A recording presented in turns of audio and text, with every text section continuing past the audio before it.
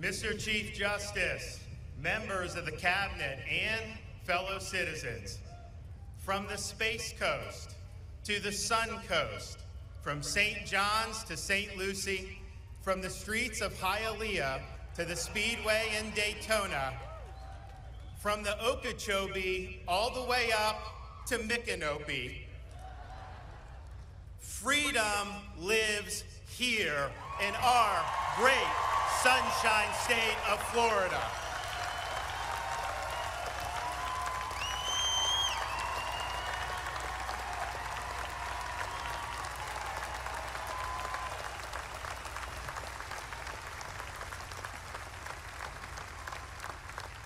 It lives in the courage of those who patrol the streets and who keep our communities safe.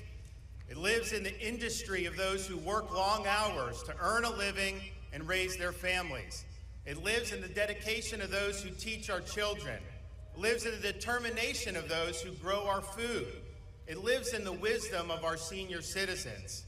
It lives in the dreams of the historic number of families who have moved from states across this country because they saw Florida as the land of liberty and the land of sanity.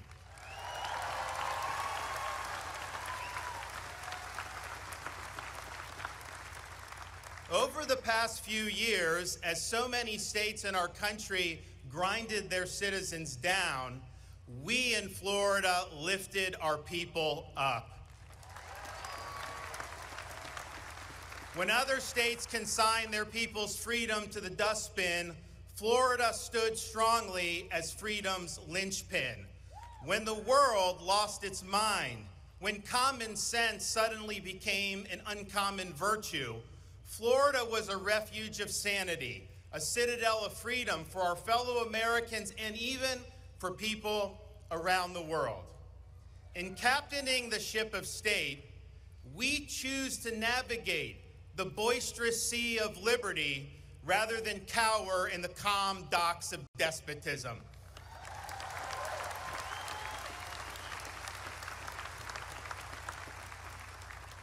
We face attacks. We take hits, but we weather the storms. We stand our ground, and we do what's right. As the book of Psalms reminds us, I will not fear though tens of thousands assail me on every side. We have refused to use polls and to put our finger in the wind. Leaders do not follow, they lead.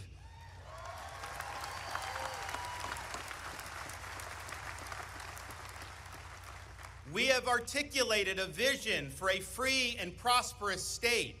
We have, through persistence and hard work, executed on that vision. We have produced favorable results. And now we are here today because the people of Florida have validated our efforts in record fashion.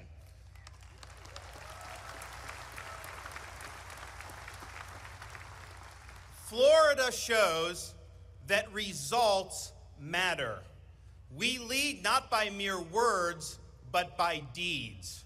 4 years ago, we promised to pursue a bold agenda. We did just that, and we have produced results. We said we would ensure that Florida taxed lightly, regulated reasonably, and spent conservatively, and we delivered. We promised we would enact big education reforms, and we delivered.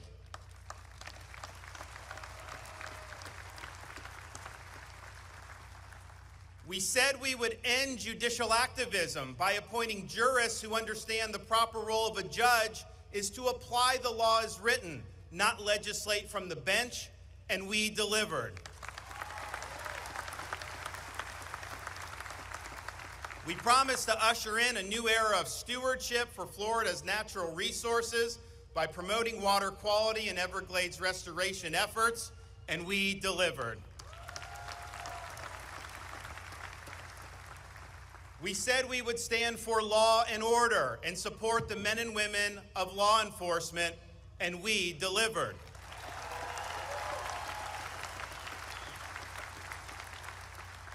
We promised to remedy deficiencies in Florida's election administration and to hold wayward officials accountable, and we delivered. We said we would support the areas in Northwest Florida stricken by Hurricane Michael, and we delivered.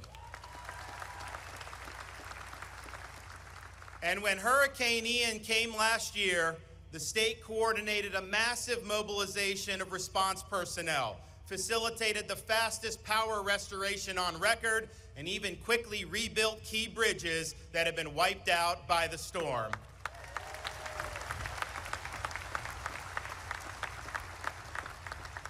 We have stood by the people of Southwest Florida, and we will continue to do so in the weeks, months, and years ahead. Because of these efforts and others, Florida is leading the nation. We are #1 in these United States in net in-migration. We are the nation's fastest growing state. We are #1 in new business formations. We are #1 in tourism. We are #1 in economic freedom. We rank #1 in education freedom. And we rank #1 in parental involvement in education.